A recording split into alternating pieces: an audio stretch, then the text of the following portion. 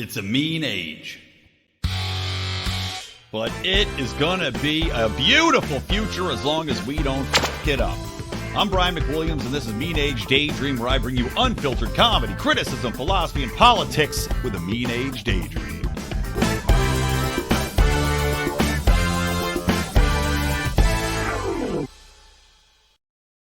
What is happening, and what is Hapatarian, some could say, some should say, and would say, here on Mean Age Daydream. I am Brian McWilliams, and today I am joined by two people I've grown quite fond of over the years here. I've been on their show a few different times in various formats.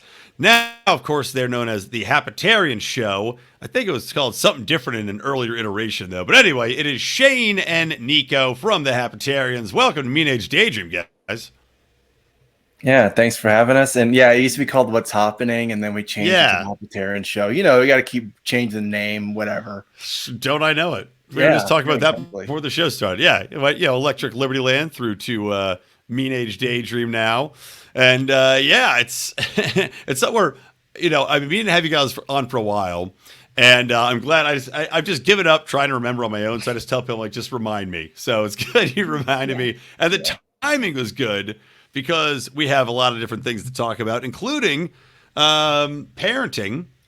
You guys, obviously, how old is your kid? You guys have a kid together, which is great. How old is your kid now? He is 1.5 now. Okay, nice. Yeah. So he's just rounding into form. You can tell if you like him or not. If you throw him out and start again. Well, how are you guys doing it? I mean, are you? Do you have him in daycare? Like, my wife and I, our kids both in preschool. We have a state-run school. We are going to send them to. I will have to deprogram them, but it's a little bit too cost prohibitive for us to do anything else. So, tell me a little bit about what you guys, what you have going on, what you're doing with the kid, and how you like being parents. Well, so I stay home, so we're not planning on doing daycare as long as we can prevent that. Yeah. Just because, I don't know, I'm pretty anti-daycare, just because I feel like I need to be seeing what's going on. Unless maybe it's like a homeschool co-op, I'm okay with that. Yeah, like a pod situation set up there where you could, That's kind of our plan. Like, we were thinking that if we're going to go the homeschool route, he should be around other kids too. So maybe like a homeschool co-op would be something that we could do. Yeah, you can avoid that awkward, like the South Park episode where, the one girl shows up and just starts, making out with everybody because she's been isolated, doesn't know how to act. Yeah, you want to avoid that if you can. Yeah. And this would be a boy, though, so, he would be arrested immediately for some sort of sexual misconduct. Gotta double down. I mean, that is the idea. I mean, it's funny. I have two different buddies who their wives make more money vastly than they would. It's like, which is one of the reasons I don't really buy into the wage gap thing anymore. My wife currently makes more than I do, thank God. But these guys both stay home. They're stay-at-home dads. Works well. Oh shit, my internet's getting funky. Okay, hopefully that fixes itself. Can you guys still hear me? Yeah, still coming through. Okay, great. Little glitchy, but we can still hear you. Okay, good. We'll power through then. But they both stay at home, and my wife and I were talking about it, and that did come up. And I was like, you know what? I could do that. We could do the homeschooling thing and just stay home if you made enough money. Unfortunately, she's not quite there yet. In Los Angeles, it's still so exponentially expensive that it's just not an option. But yeah, I mean, it would be nice to do a little bit of that. And it kind of goes to one of the topics to talk about today. I remember, I had sent you guys a story about the school district, which to achieve an equity and equality of outcome, right? They have been basically not giving other students that are, let's say, more traditionally recognized with scholarly excellence their due. But before we get to that, because it involves Asian American students, I wanted to ask you guys to explain for the audience, if they don't know what HAPA stands for, can you explain it to them? Because if you're just listening, both Shaine and Nico are, I believe, both half Asian heritage, right? Because that's the HAPA. Yep. So explain that a little bit. And then, because I don't know if everybody out there knows about this. I don't know how many, everybody's got their black friend, but nobody wants to admit to having an Asian friend, let alone a half Asian friend. So, tell the people what that is real quick. Well, I mean, I guess we're used to be a rare breed, but since a lot of the military people. At least in my case, my dad was military and went to Korea and then found a lovely Korean woman, and then pop, here I am. So basically, Hapa is just half Asian and half white. It's a Hawaiian word. Yeah, it's usually a Hawaiian word, and but it can also mean half Asian, half black. There's plenty of those. Okay. Yeah, like a Tiger Woods, for example. He would be considered a Hapa, I think. Yeah, I think so. Yeah. Yeah, and then the interesting thing is, so we're both half Asian, and so then our son is second generation half Asian, so he's still a Hapa technically. Yeah. Okay, it's like a quappa or something like that. You just keep dissecting it like half and then quarters and then.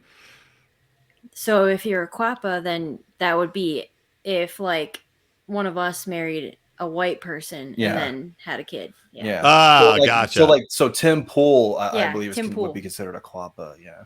Ah, interesting. We should start.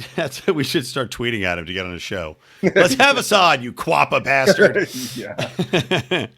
Well, all right. So getting into some of these topics here. So I do encourage everybody to check out the Hapatarians. Really fun show, and love what you guys are doing. And as I said, one of the topics that I had sent your way, and then you had suggested some back to me, which was very helpful because I was out of town. As you saw, my voice is a little scratchy because I have a little bit of a cold, given to me by a friend, not my child for once, at a retreat in the woods where we were just, in a cabin for 4 days, just breathing in each other's sickness. But one of the stories I'd sent you guys was, as I said, the school district. And this is out in Fairfax County, which is in, I believe, Virginia. And if you don't know a lot of what's going on in schools, of course, there is a big push for equity. There's a big push for critical race theory. But this takes it a step farther. And what happened in this story is that this school district had hired a consultancy firm, paid them almost $500,000. I think it was something like $455,000 to come in, give them recommendations, give them a program to try to achieve more equity. Now, inevitably, right, and this guy even says it, he says it out loud, straight on. Inevitably, what ends up happening is that you're faced with a choice wherein to achieve, equity, equality of outcome that these people are looking for, you have to limit what other people can achieve, right? Because not everybody, as you and I know, are born equal. There's not, genetics are a thing, nurturing children a certain way, parenting, all these different things come to the equation. And this man literally recommended that they quite, factually hamper other people's achievements, not give them the awards. And that's what happened in this story. And this school district predominantly has, Asian American students in it. So the National Award for Merit, scholarly award for, scoring high, good grades, etc., was not given to Asian Americans because they were trying to limit the, disparate outcomes that can be possible. So tell me your take on this. And also, I'm just curious to hear, is this something that you guys think about now as parents? Do you shake your heads and go, what the hell, what the fuck does academia have against us? And is it something where you look to the future and you go, this is something that's highly concerning?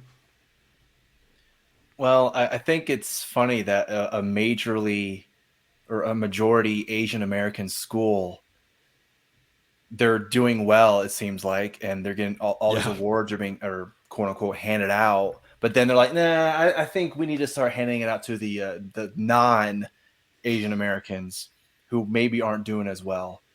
I mean, what do you expect? Asian Americans apparently are doing so well. I mean, there was that one, what was it? I think it was Harvard or something, where there was some Asian discrepancies or something to do with the Asians, and I don't know. It was just the whole thing. Yeah, they intentionally were not admitting Asians into the program because they just been outscoring everybody, and they said, well, we can't let these people in anymore. We have to let in people that are doing worse, but to even out our numbers, our checkbox numbers. Right. Yeah, and so like white people are obviously the number one group that you can make fun of, especially straight white males. You can make fun of them however many times, whatever you want to call them. That's whatever. Now it seems that the Asian Americans are now the next group to where, okay, Yeah, Asians are white now. Yeah, pretty much. So now we're just full white people if you think about it. Yeah. Right.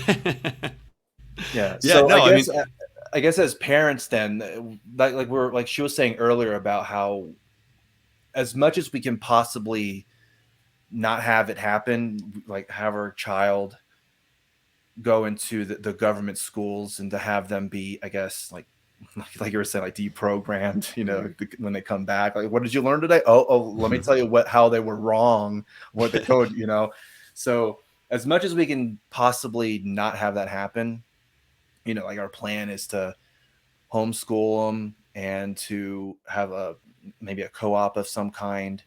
But again, that's just the plan. I mean, whether it's going to happen or not, like, I really hope it does. I hope and pray it happens. But sometimes, like, like with the financial and all that, it sometimes can be tough. And so I understand why some parents can't do that. So I do think about that stuff a lot. I almost wonder if, when you look at what's happening in the school systems, when you look at what's happening in education and how the people going through the standard processes are, in fact, I mean, they're being screwed over. They're going through the system. They're achieving within the boundaries laid out for them by the state schools, and yet being denied their place, their path for success, being knocked down, not getting these awards. I do wonder if actually, if it's something where preaching to the Asian American community, be like, look, you're going, or just the Asian community in general, you're going to get screwed going your traditional route. Like, they have it out for you. Try something different. Like, I wonder if avoiding the state processed way is actually a better way to get in front of the schools that you want to get to achieve without being hindered, and trying to convince people that, you have to create a brand new path to succeed, because, as you said, they are now trying to block you. You are now an unwelcome racial category in the equity lottery that we're playing. Well, also, in a way, you're basically admitting that the other groups of people, not the Asians and whoever else that is doing well in schools, you're basically saying, well, I mean, I'm going to get a little racist here, but like the blacks aren't doing very well in education wise, Hispanics aren't doing well. So you're basically telling everyone, well, we can't hand it to these people because they're doing so well. So we're going to wait for these groups to start doing well, because then we can start handing it to them, because everybody's got a participation trophies or anything like that, Yeah. So it's almost like they're not they're not openly saying what I just said, but they're pretty much telling you, yeah, I mean, we want these other people to get the awards, but we're going to wait to see. Yeah. It's basically like, what do they call that? The bigotry of low expectations. Yeah. Exactly. Well, I mean, I think that there is a lot to be said for that across everything. I mean, if you look to what they're doing, and I mentioned this in another show, I can't remember what school district it was in. I think it was in New York State somewhere. But they had, after the George Floyd protests, basically said black students cannot be reprimanded for being tardy, for missing homework assignments. They can retake tests. They couldn't fail them. They couldn't be punished in, there are various ways for various actions they could have taken in school. And they just said, if you're black, you get away with whatever it is because of the hard times that they've had. And I'm looking at that and I'm like, okay, how is this supposed to help anybody? If you've got a category that's supposedly, having a difficult time anyway, you're now removing all structure. And we know structure is very important in development for children, in achieving life goals. Structure is very key. Mm-hmm. To remove all structure, to remove all penalty for your actions, to remove all necessary discipline or incentive to do your work, how is this going to be a progressive measure that's actually going to help anybody? Well, I mean, an example that I can think of where they kind of show just how screwed up the American education system is season 4 of The Wire. That whole season is just showing there's one scene where one of the main characters is like, well, we have all these nice equipment, all these nice books, whatever. It's like, yeah, but we want to keep them with these other ones because they're used to it, and it's just right. School is school to them is I don't know, number 9 on the most important things. Are you a good basketball player? Well, that's what you should focus on. Are you a good such and such? That's what you don't focus on that nerd shit. Come on, really? Yeah. Well, this is a good transitory topic. Nerds. Because there are some fucking nerds out there that hate JK Rowling so much Oh yeah. that Oh they yeah. are taking to they're taking to the bookbinding. They are literally removing the name JK Rowling from books and rebinding them into new books with a new covers that have no name JK Rowling on them. Specifically, let's see, I was scrolling down this story to find if I can find this person's website. Here we go. Maybe I'll even open it up so we can scroll through her website together and see the prices here.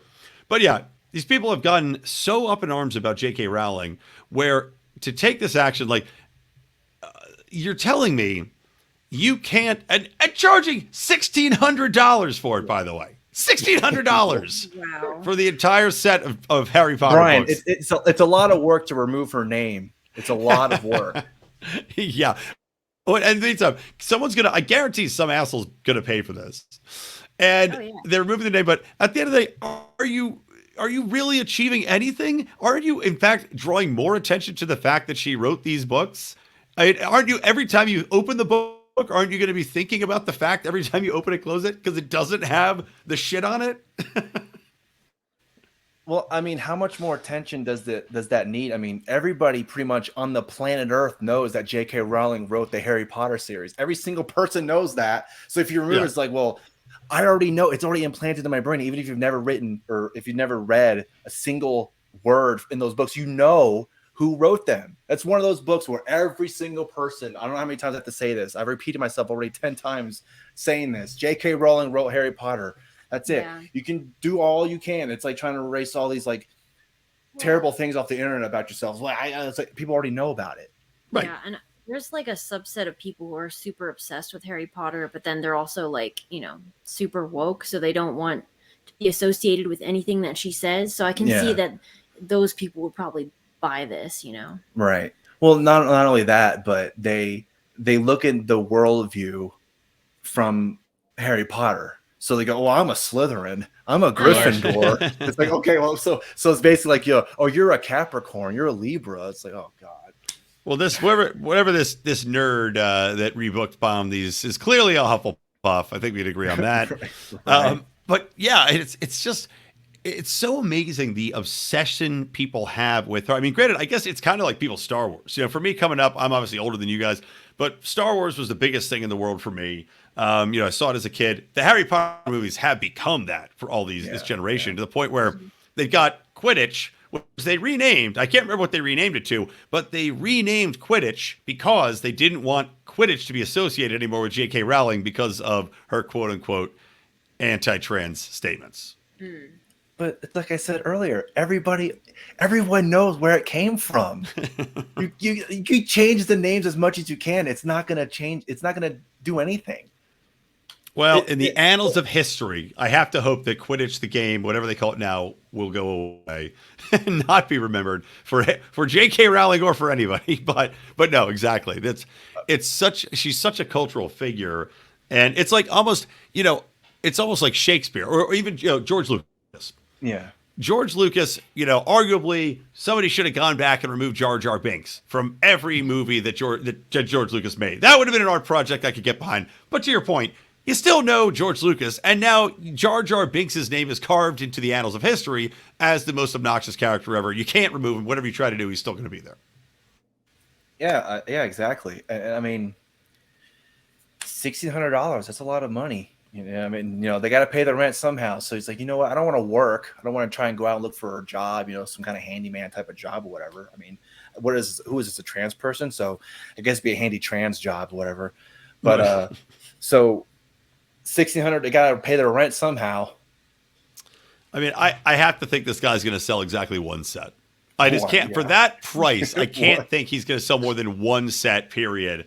And then, for all the publicity he's going to get, and that'll be that. But I can say there was another one you guys sent me, which I can get behind, which is this Argentine artist who paints inflation on banknotes. Basically, he uses his artistic talent. He puts on. I'll share the screen here with some pictures so we can look for those of you watching on YouTube. But He's also painting. Oh my God, hilarious! He's painting Harry Potter figures on banknotes. What a segue! It's all coming together here, guys. I didn't do this on purpose, by the way. It's on purpose for. Let me see here. The caption says, "Artist Sergio Diaz intervenes Argentine pesos with portraits of characters of the movie Harry Potter as he revalues the bills by transforming them into artwork against Argentina's ever-increasing inflation." So essentially, I guess the argument here is that the inflation for the bills is so high that to make them worth what you would actually want them to be worth, they have to turn them into works of art. That's the only way to make them actually worth any representative value, right? Yeah. And one day someone's going to do that for American dollars. Hey, let's not think about that yet. Oh, yeah. Okay? That's like... Are you trying to black pill us? Yeah, sorry. I know. This is a white-pilled show. I mean, are you guys concerned about that, though? Like, I mean, I'll be candid in that I am. I try to stay very positive, but I am, without a doubt, very concerned about the monetary system, about everything going on here, about, again, you think about the future a lot more as a parent and how your kid's going to exist in the world. For me, it's like, where do you diversify your money? You have to stay liquid in a way because you have to have emergency funds. But have you guys looked into, crypto or gold or anything like that to try to get it out there into something that you think you're confident will be around for when your kid gets older? It's kind of hard to plan with that because I feel like, so we had a lot of stuff in crypto before, but it seems like crypto is kind of volatile. I mean, I guess you could say the same thing about, actual like US dollars too, but you just pissed off all the crypto bros by saying that. Yeah, I know, right? But yeah. Also, this is just us, but like we're not very good with all the stuff that comes along with crypto. Yeah. We tried to learn it, but it was very complicated. So maybe it's just getting all the wallets and all that. Yeah, it kind of goes over our heads, but I mean, I understand people who are like you were saying, diversifying their portfolio and trying to branch off into other things to where instead of just having a savings account or whatever, or some shoebox with a bunch of money in it, you're trying to get some crypto. Hopefully that grows where it's one of those things where you're just like, man, if it was like whenever it started, when it was started like at 5 cents or whatever, and now it's up to, I don't know where it is now, like 20,000 or something like that. I don't know. But just the fact that it's gone that high and you're just like, man, I wish I had gotten into it starting out because, man, I'd be a freaking crypto billionaire or whatever that song is. Of course. Yeah. But I mean, I will say crypto, it's a worrisome category, mostly because it seems that it is too easily manipulated by the bigger players and by, it just kind of like a tweet, can just manipulate the market to no end. And that's my worry with Bitcoin is all these big players, there's a limited supply, fine, but they could buy them up and then manipulate the market a little bit. However, that being said, I have to feel that there's going to be some alternative economy that does emerge, whether it's Bitcoin based, whether it's a different currency in crypto, where they work out, a way to stop it from being manipulated. I just think that the inflation's gotten so high. Like Argentina is a great example, 100% that inflation went up this year. Or I think just the past year or since COVID. Because they did the same actions the United States did. They locked things down. They inflated their currency to try to keep people, paid out and paying their bills while they're locked down. And people across the world now are feeling the brunt of this. I think that people, the more they learn, and I know it's hard to do, economics is hard for anybody to understand really, but the more people understand about the inflationary economy and what's going on now, the more they're going to say, we have to just find a different alternative. Because, I don't know how much you guys dive into the whole world banking system and how it's just such an incestuous system based upon debt. The whole thing is based upon eating each other's debt. There's no way for us to really right this ship without a catastrophic collapse of society, basically, the entire money supply. So what do you do? What is that alternative economy look like? It's like, and it's very daunting and it's very worrisome. That's why I was just curious to see if you guys had thought about it at all. Like, have you bought any gold? Have you gone down that road at all? We haven't really explored that. No. So, we don't know that much about the gold. Yeah. So, if anyone in your audience wants to help us out with that, then DM I'm, us. sh- And, I'm sure there's plenty of people out there that have connections. I was talking to a guy about actually selling gold or getting into like gold brokering as a sponsor, but he missed his chance, and now I don't remember their name. So screw that guy. Yeah. So like another point on inflation before we move on is that, like you're saying, it's affecting everyone. So I'm sure one of the people that goes to the grocery store and buys groceries, right? I'm pretty sure you're one of those people.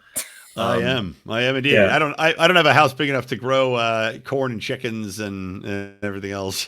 But it's making you kind of like you were just saying, well, I know, corn Yeah. and chicken, but it's like, man, I think we need to get some chickens because eggs are fucking expensive now. Unbelievable.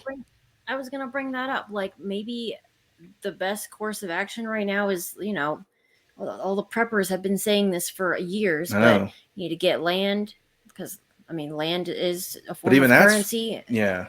Animals, and learn how to grow things. Yeah, gotta learn to hunt. Gotta learn to skin a deer or something like that. You gotta start getting into the nitty gritty of shit. Yeah, I mean, it's not a bad idea to learn it. You look at what happens, even if it's not the the monetary system. You just look at what can happen with like the power grid. Like look at people that are in England and in broader Europe. It's got no gas. My fucking internet tonight is just shit. I apologize, guys. I don't know why it keeps talking about the grid. Yeah, right. My internet grid clearly being hacked by the FBI. But the fact that the grid can go out at any point in time. That these issues do exist, where you're just having basic skills, knowledge of how to farm, how to cook, how to get your way through without having to rely on somebody else to provide all of the necessities. Definitely a valuable skill, without a doubt. And it's kind of funny, and this is something I wanted to mention too. I don't know if you guys saw Greta Thunberg getting quote unquote arrested. Do you see it just was starting to trend right before I think we came I on. saw a video of that just before we recorded where isn't like I'll like share it with a couple of okay. Yeah, she's protesting some oil. I'm not sure exactly what part of town it is, but or what part of the country. But it's somewhere in Europe. She's protesting some oil pipeline or oil whatever the fuck. So here's the video of her, and again, what they showed you was a picture of her being carried away by these cops in all black SWAT outfits with their helmets on, looking very intimidating. And Greta's being carried away. Her legs are in the air because she had to be carried away because she was fighting so hard. But here's the actual fucking story. Here's them giggling and laughing as they're setting up this staged bullshit. Greta's giggling. There's a bunch of cops standing around doing nothing. It's okay. It's got to be in Germany then. There you go. The Polizei are now holding her. No, she's clearly in high duress here. Taking the publicity shots. There's got to be 20 cops around her. There's no rush. There's nobody else there. By the way, there's no other protesters there. It's just her. It's just her. And then finally they walk around, and they didn't even show in that video, they didn't even show the part where she's being picked up. So that must have been later that they took that footage. I mean, it goes to show you that these people, we depend on the grid, but this is the shit they're doing to try to take away the ability to keep our grid and keep energy coming to people. I mean, what will they stop to do? Let me ask you that. Where will they stop? I don't know. I mean, they're trying to ban gas stoves now. I was about to say that. I don't know what's next. What do you guys start banning next? The thing that's funny about the gas stove thing is, so I've never had a gas stove, so I don't know that much about it. You've never had a gas stove ever. Yeah, so we're not going to die of cancer apparently because you never used propane, and now there's bunch of there's all these articles coming out now saying like if you have a gas stove, then you're going to die of cancer. Or I thought it was like if you have a gas stove, you must be a white supremacist because we haven't heard that one before. That's coming. Yeah. Well, that's like after people started getting heart attacks, all those articles started coming out. They're like, here's heart attacks are just normal when they happen in young people. Nothing to worry about. Same thing. Like, you get cancer from gas stoves. Don't you guys know this? Yeah, to your point. It's clearly, and this has been a long time goal. Like, this whole climate movement, I was actually just listening to a bit of information about this thing called the Iron Mountain Report. Have you guys ever heard of this? So the Iron Mountain Report was written by, I think, a group of 12 or 15 people in a think tank that came together, and it was commissioned by, back in the 60s, by like a general or maybe a secretary of defense. The whole goal of the paper they wrote, this report, was to issue what government should do to secure its own longevity and suppress citizens. And they specifically said, we're not going to have any moral quandaries in this. This is purely recommendations on what you could do and should do to establish government as, you know, a long-standing boot on people's necks without any, you know, humanitarian worry. And one of the things that they highlighted in this report back in the 60s was that climate was something that should be used to keep the population terrified and at the whims of the authoritarians because of what you're seeing now.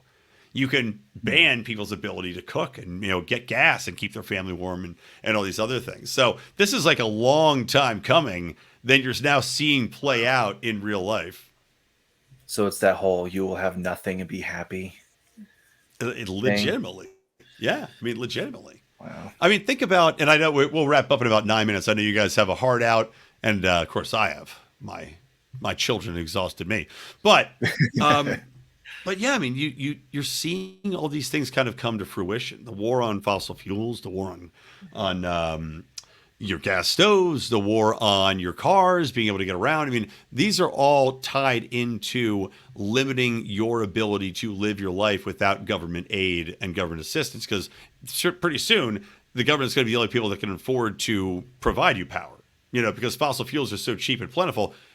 Getting a grid based upon renewables will take a massive amount of government oversight, and that's the goal. You know, that's the end game. Well, it'd also be really expensive to just switch over to another energy source. Yeah. And so that, you know, I mean, I understand if you want to go from, if you want to, you know, like have oil, but also have other energy sources. Like, it's good to have multiple energy sources. But, well, if this one's not available, I can just go to this one to help power my home or whatever. But just to completely eliminate one I don't understand, because there's people here in America, for example, where they rely on oil and gas. That's where the economy comes from. If you just completely eliminate that, well, then that town's just be like, I guess we might as well try to find somewhere else to live, because this town's pretty much going to become a ghost town because nobody's going to want to live here anymore. Yeah. Unless they can somehow figure out a way to make it a solar mine. I don't know. That's not a thing, but, you know, coal mines, solar mine, who knows? Tunnel to the center of the earth. Utilize the magma heat. You can keep, you know what I'm saying. And another thing too is that, talking about with the climate, is that how we had the lockdowns with the COVID or with the Kovac or whatever. I don't want to try, because I don't want to get your YouTube banned or whatever. I already screwed it up. Sorry. It's too late. No, it's been too late for fucking years now. Yeah. But anyway, like, you know, we had all that. So then they're saying the next thing, or at least down the road, they're saying, well, COVID or climate lockdowns. Well, you can't go outside because it's too damn hot out. Yeah, exactly. Well, Prince Charles, now King Charles, had said that there had to be a war on climate, essentially treating it as though it was an actual war, which How to me have a war with climate? Who do you fight? Who are you fighting? I mean, that's the beauty. Yeah. Everybody look up and spit at the sun. No, legitimately, that's the point. Right? All the astronauts just go up and try and, you know, go up to the sun. It would be pretty funny if they sent a space shuttle up and it was just pissing into space at the sun. But no, that's the point, right? You don't want a real enemy, and that was kind of the concept in this Iron Mountain paper too. It's not a tangible enemy, and that's the beauty of it, is it can be manipulated. A real enemy, you can see, you can defeat them. You can't defeat climate because you can change the playing field all the time and what the enemy is. So that is the goal. And like with Prince Charles saying it needed like to be treated like a war. Well, in war, what can they do to you? They can force you to ration. They can take away your work, or they can make you do something else. You know, like how many different factories were repurposed to create armament? God, this fucking internet! I swear to God. But to create armaments, they force people to go and do labor or go to war and be active. So you could force all these different actions on people based upon this being a war on climate now. Yeah. So changing topics, there's one that you guys sent me I do want to get to, especially since my internet is shitting the fucking bed. So you guys tell us about this last story, Sweden and the dancing permits. They're finally going to rescind the permits needed for dancing. Yeah, so it's interesting because in the article it says that so I'm just reading from the article. It says Sweden's center-right coalition government wants to cut red tape when it comes to dancing by abolishing a decade-old requirement for restaurants, nightclubs, and other venues to obtain permits before they let patrons shimmy and sway. So that's so weird. Oh, I need to get a permit for people to dance in my nightclub. That's the whole point of a nightclub. So what happens if they don't have a permit? Probably shut it down, right? Come in and give them a fine or shut them down. Just how funny would that be? Your nightclub shut down for a month because it's like you're probably like a health, like the health inspector comes, they put a grade on it, A, B, C, D, except it's a D with a big cross through it. No dancing, right? No dancing. Yeah, just go watch Footloose and see how that worked out. Right. Well, the thing that shocked me about this, it's a decade old. I thought this was going to be, when you said the story, I thought this is going to be from, 1845 because they thought that was going to kill the cows, Sven, you don't dance like that. The cows are dead. Whatever.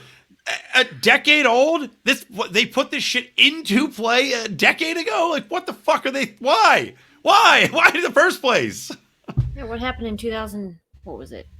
2012? Was it 2012 or 2013? Yeah. So, continuing here in the article, it says the proposal made Thursday means that venues no longer would need a license to organize dances. Instead, as a general rule, they would only have to register with the police, which can be done verbally and does not cost anything. You have to tell the police before you can dance? Wait a minute, hold on. So applying for a permit incurs a fee of at least 700 kroner or around $67 for the establishment. As it is now, owners can lose their liquor and business licenses if police officers come by and find out that a venue did not have authorization to let patrons dance. So crazy. How are you can supposed you imagine to stop you're a business owner and you have a license to sell alcohol and you can lose that license if a police officer comes and goes, "Hey, is that person dancing?"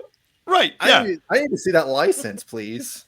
It's like, that scene in every movie where it's like, the people are on a date and the song comes on and he's like stands up in the middle of the restaurant, makes a grand gesture and dances to somebody. You just see the bar owner jump across the bar and just punch the guy in the face. How dare you? Don't you know? What are you doing? Well, I mean, if they were fighting in the bar, that'd be okay. But if you start, moving, tapping your foot. Right. Prostitution legal in the back. Get dancing. No. I just think it's funny too. Like you could tell a cop verbally, why do you just yell at, look around, just be like, "Hey, we're dancing tonight." He's like, "Okay, yeah, cool. All right, thanks a lot. All right, buddy." That's just so insane. I am dying. Like Nico, you said, what inspired it? Was there some accident where people breaking ankles? Is it like dancing is the gateway drug to dry humping on the dance floor? Like the lambada will come to Sweden. We have to stop this now. Now I feel like I need to research this. I need to know why. I need to know why too. Well, stay tuned. Maybe we'll do it on another episode. We'll wrap it up there, guys. We're almost at the 40-minute mark. So tell everybody where they can find you. Again, Shaine and Nico, guys, from the Hapatarians Show on YouTube. Are you guys only on YouTube now, or do you still have the podcast too? Yeah, we have all that. Okay. So I know we're trying to end it, but I just want to read the last paragraph. Oh no, yeah, go. I got time. I just know you guys had to run. So. Yeah. So in 2016, the Swedish Parliament voted unanimously to do away with the permits, but the requirement still exists in law and is enforced. Swedish broadcaster SVT said that for the past 20 years, lawmakers from every party except the Social Democrats have favored abolishing the permits. So the Social Democrats are the reason?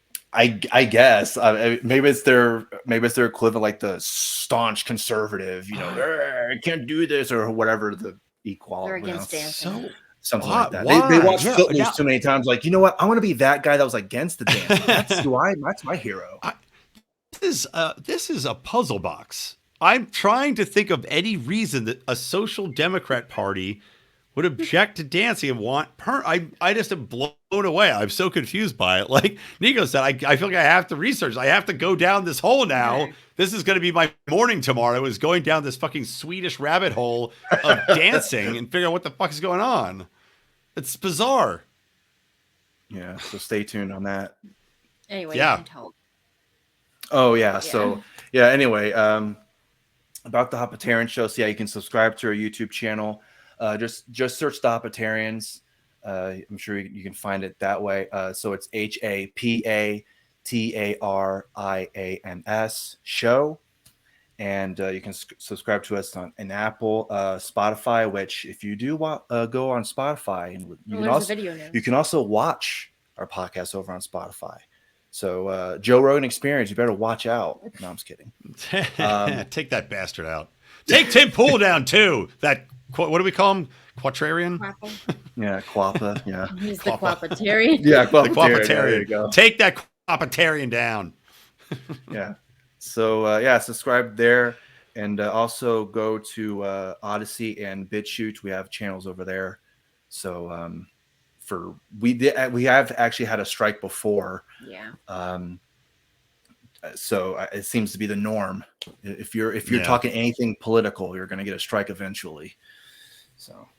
Yep. Anything like that. Yeah. YouTube also, I used a clip from the Golden Globes, and they banned my, I did a show on Friday with a response to the Golden Globes, starting off with all race stuff, and just the video wasn't allowed to go. So I just posted on Rumble and Odyssey, and that's that. So yeah. Well, anyway, Shane, Nico, thank you guys for coming on Mean Age Daydream. Good chat with you finally. Apologies it took so long, but yeah, good job, guys. Keep it up. Keep that homeschooling going. And as I said, I look to you as the bright shining light to lure the Asian American community out of the schools and into the home. Yes. Thanks for having us. Yeah, thanks. And one last thing, go Niners. How dare you? Screw the Niners. Go Eagles. All right, we're out of here.